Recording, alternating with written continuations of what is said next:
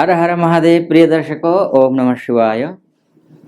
इस वीडियो में चर्चा होगी सिंह राशि की, अर्थात सिंह राशि वालों के लिए अक्टूबर का महीना कैसा रहने वाला है, उस विषय पर बात करेंगे। भाग्यास्त यानी कि भाग्येश अस्त होने वाला है सिंह राशि वालों का। चतुर्थेश सुख देने वाला सुखेश अस्त है अक्टूबर में। व्यवसायिक ग्रह शनि वक्री है। प्रेम संबंध में मधुरता लाने वाला ग्रह गुरु भी वक्री है। क्या क्या होगा इतना कुछ होने के बाद इस महीने, सब कुछ बताऊंगा। बस वीडियो के अंत तक मेरे साथ बने रहिए। वीडियो अच्छा लगे तो चैनल को सब्सक्राइब कर देना, वीडियो को लाइक कर देना और कमेंट बॉक्स में जाकर ओम नमः शिवाय जरूर लिख दीजिएगा।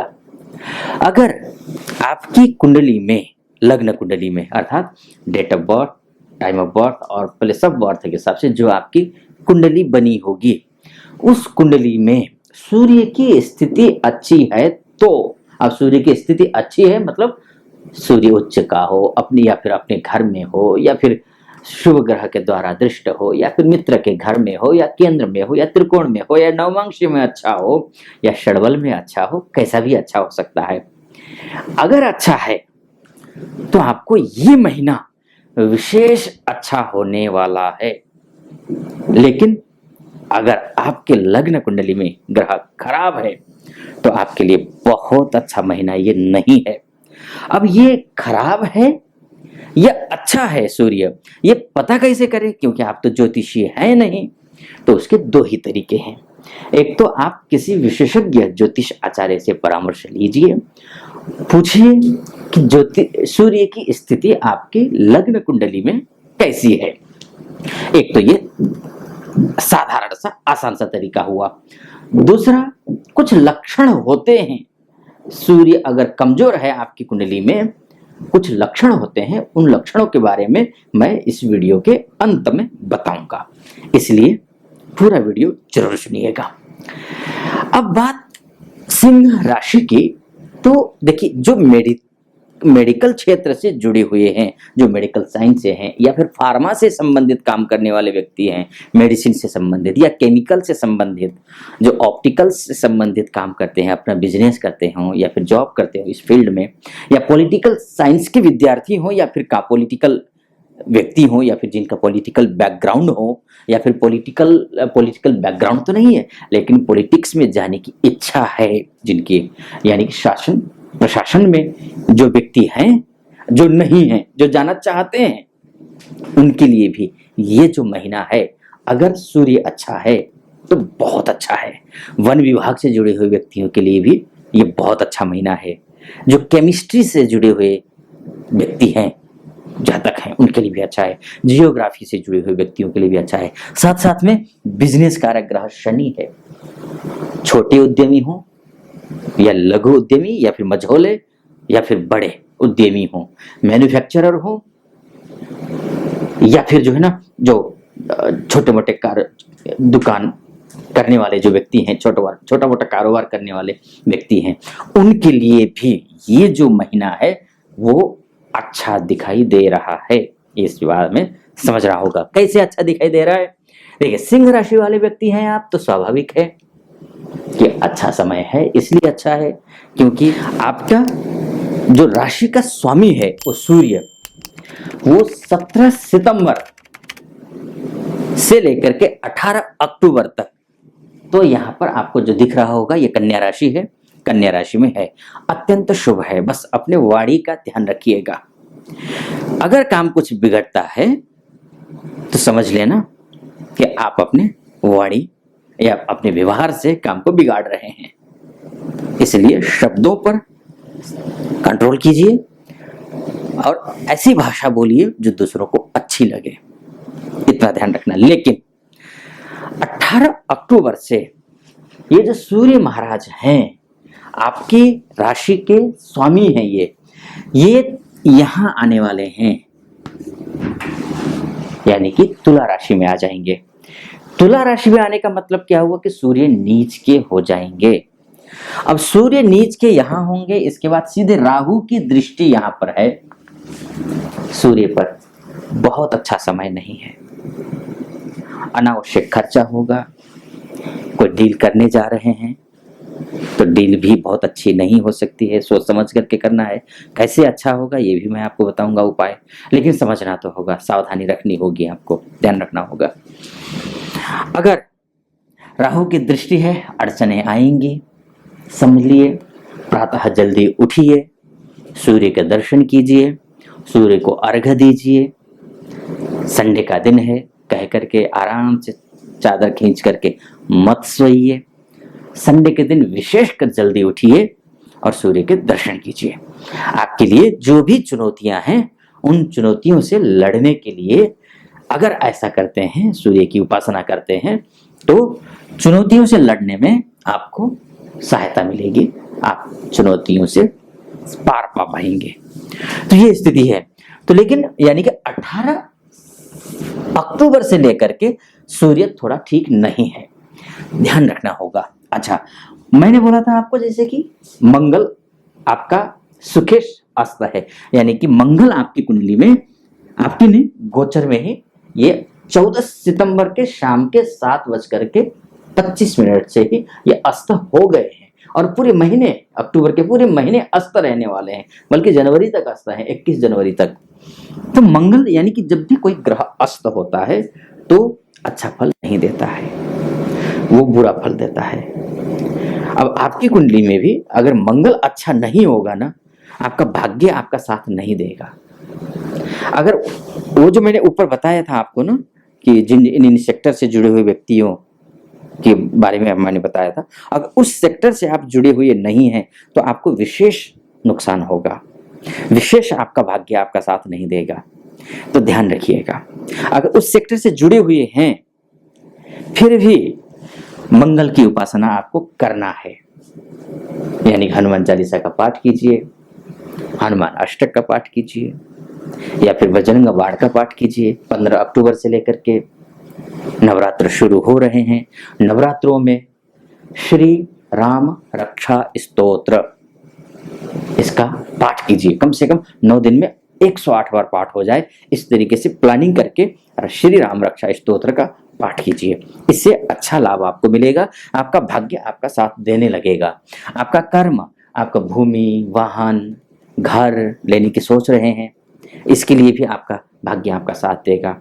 इष्ट मित्रों से सहयोग चाहते हैं, अपनों से सहयोग चाहते हैं, अपने ही बुरे बने हुए हैं, पीठ पीछे बुराइयां कर रहे हैं, तो वहां भी आपको अच्छा सहयोग मिलेगा हनुमान चालीसा का पाठ करने से, या फिर अक्टूबर के महीने में जो 15 अक्टूबर से जो नवरात्र शुरू हो रहे हैं, नवरात्रों में श्री राम रक्षा स्तोत्र का पाठ करने से आपके लिए अच्छा होगा। बिजनेस अच्छा चलेगा। भाग्य अगर ये कर लेते हैं, हनुमान जी का भाग्य को ठीक, मंगल को ठीक कर लेते हैं, जब कर लेते हैं, जब तब कर लेते हैं, तो बिजनेस आपका अच्छा चलेगा। अच्छा इसलिए चलेगा क्योंकि बिजनेस कारक जो ग्रह है वो शनि है, वक्री है और अच्छा फल देगा। अपने ही घर में है, मूलक त्रिकोण में है, इसलिए बहुत शानदार फल देगा। तो बिजनेस आपका अच्छा चलेगा। कहीं कुछ बात है तो बनेगा, बात बनेगी, बशर्ते वही बात है, एक ग्रह कुछ भी डिसाइड नहीं करता है आपका जीवन। 9 ग्रह है, 9 ग्रहों की ही आपको स्थितियों को समझनी होती है, उसके बाद जाकर के किसी नतीजे पर पहुंचते हैं। और एक बात और कहूंगा मैं, ये जो आप सुन रहे हैं मुझे, आप देख रहे हैं, ये मासिक राशिफल है।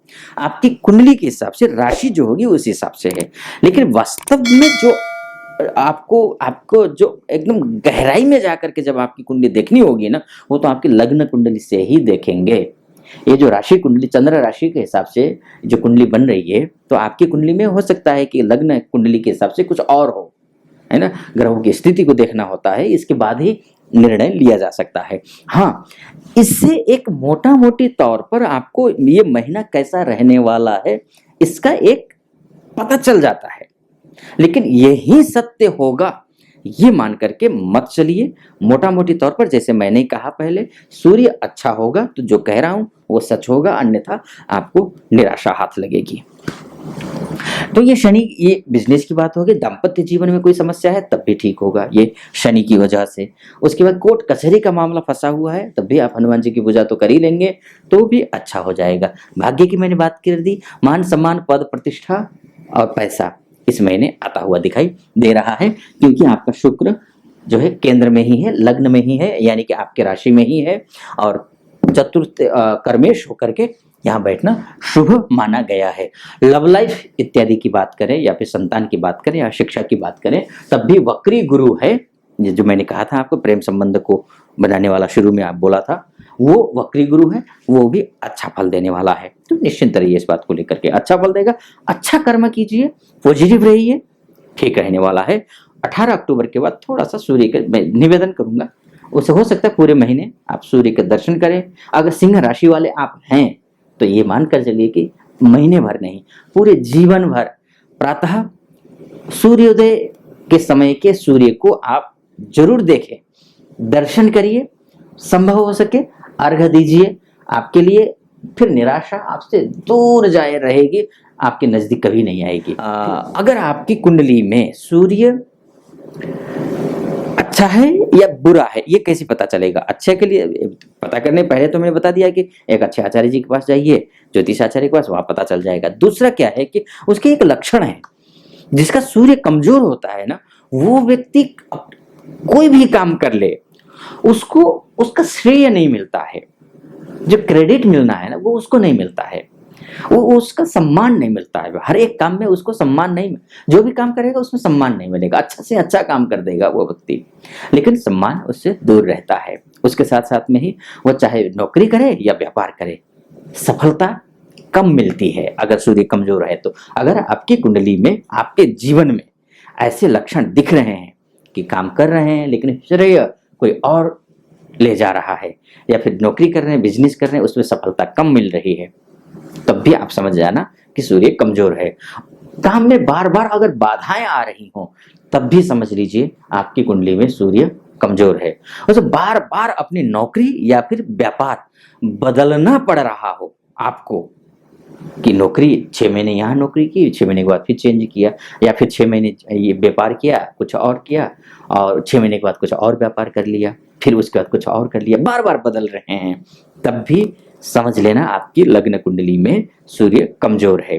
तो उपाय के तौर पर सूर्य अगर कमजोर होता है तो करना क्या है कि लाल और पीले रंग के वस्त्र, गुड़, सोना, तांबा, माणिक्य, गेहूं, लाल कमल, मसूर की दाल या गाय तो संभव नहीं होता है, या गाय दान के नाम पर आपके गाय के पूंछ पर हाथ रख करके संकल्प लेकर के आप गाय दान कर सकते हैं, संभव हो सके तो। नहीं तो फिर गौ दक्षिणा के नाम पे दक्षिणा भी आप दे सकते हैं। ये करना चाहिए आपको, ये चीजें दान करना चाहिए जो मैंने आपको बताया। उसके साथ ही माणिक्य रत्न धारण करना भी सूर्य के लिए शक्ति देने वाला होता है, सूर्य प्रबल होता है। लेकिन माणिक्य ऐसे धारण मत कर लेना जैसे मैं कह रहा हूं अभी, नहीं, ऐसे कोई भी हो, कोई भी आचार्य आपको कहे, सिर्फ राशि देख करके, या फिर टीवी पे आचार्य बोल रहे हैं, या फिर यूट्यूब के आचार्य जी बोल रहे हैं कि आपकी सिंह राशि है, आप माणिक्य धारण कर लीजिए, कभी मत धारण करना। जब तक लग्न कुंडली ना देखो तब तक धारण मत करना, नहीं तो फिर उल्टा फल मिलता है इसका। इसके अलावा सूर्य के ऊपर तांबा, लाल या सूर्यकांत मणि भी धारण किया जा सकता है। ये सारे उपाय करने से आपको निश्चित रूप से सूर्य अगर आपकी कुंडली में, लग्न कुंडली में कमजोर होगा तो वो अच्छा हो जाएगा, मजबूत होगा, जिससे आपको संपूर्ण फल मिलेगा। फिलहाल इस वीडियो को यहीं पर समापन करता हूँ। कैसा लगा आपको वीडियो? अच्छा लगा हो तो चैनल को सब्सक्राइब कर दीजिएगा। कमेंट बॉक्स में जाकर के ओम नमः शिवाय लिखने के साथ ही कोई सुझाव हो तो वो भी दीजिएगा, और लाइक करना बिल्कुल मत भूलिए वीडियो को। फिलहाल अनुमति दीजिए। ओम नमः शिवाय।